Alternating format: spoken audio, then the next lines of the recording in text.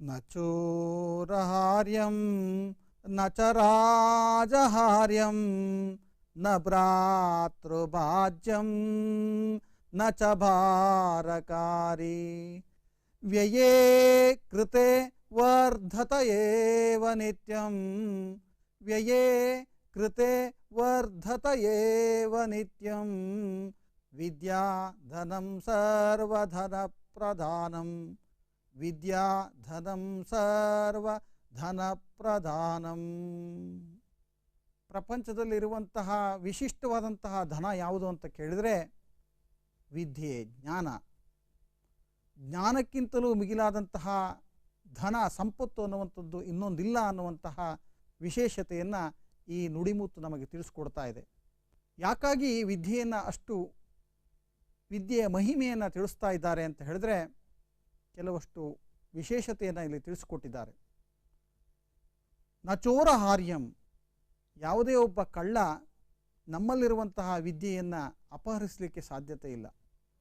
ಧನವನ್ನು, ವಸ್ತುಗಳನ್ನು ಅಪಹರಣ ಮಾಡುವಂಥದ್ದು ಸಹಜವಾಗಿದ್ದರೂ ಕೂಡ ವಿದ್ಯೆ ಎಂಬಂತಹ ಜ್ಞಾನದ ನಿಧಿಯನ್ನು, ನಮ್ಮಲ್ಲಿರುವಂತಹ ಬುದ್ಧಿಯನ್ನು, ಜ್ಞಾನವನ್ನು ಯಾರೂ ಕೂಡ ಅಪಹರಣ ಮಾಡಲಿಕ್ಕೆ ಸಾಧ್ಯತೆ ಇಲ್ಲ.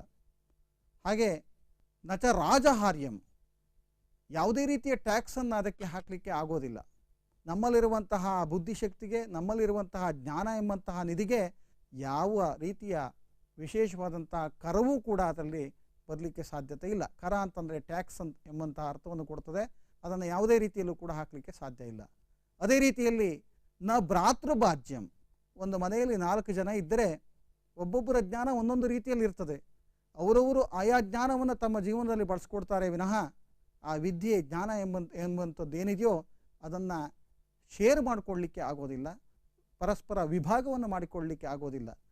ಅದೇ ತಂದೆಯಿಂದ ಬಂದಂತಹ ಪಿತ್ರಾರ್ಜಿತವಾಗಿ ಬಂದಂತಹ ಆಸ್ತಿಯನ್ನಿರ್ಬೋದು, ಬೇರೆ ಯಾವುದೇ ಇರ್ಬೋದು, ಸಮವಾಗಿ ಪಾಲನೆ ಮಾಡಿಕೊಳ್ಳುವಂಥದ್ದನ್ನು ಕಾಣ್ತೇವೆ.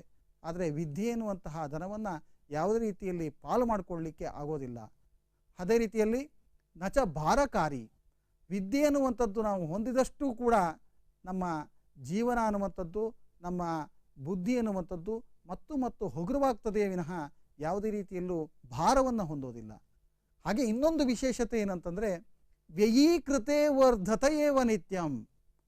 ನೋಡಿ, ನಾವು ನಮ್ಮಲ್ಲಿರುವಂಥ ಹಣವನ್ನು ನಾವು ಖರ್ಚು ಮಾಡ್ತಾ ಹೋದರೆ ಖಾಲಿಯಾಗ್ತಾ ಹೋಗ್ತದೆ ವಿನಃ ವಿದ್ಯೆ ಎನ್ನುವಂತಹ ಧನವನ್ನು, ಸಂಪತ್ತನ್ನು ನಾವು ಮತ್ತೊಬ್ಬರಿಗೆ ಹೇಳ್ತಾ ಹೋದರೆ, ಉಪದೇಶವನ್ನು ಮಾಡ್ತಾ ಹೋದರೆ, ತಿಳಿಸ್ಕೊಡ್ತಾ ಹೋದರೆ ಇನ್ನೂ ಆ ವಿದ್ಯಾ ಜ್ಞಾನ ಅನ್ನುವಂಥದ್ದು ವೃದ್ಧಿಯನ್ನೇ ಹೊಂದದೆ ವಿನಃ ಅಂತಹ ವಿಶೇಷತೆ ಬೇರೆ ಯಾವುದೇ ಕೂಡ ಸಂಪತ್ತಿಗೆ ಇರಲಿಕ್ಕೆ ಸಾಧ್ಯ ಇಲ್ಲ.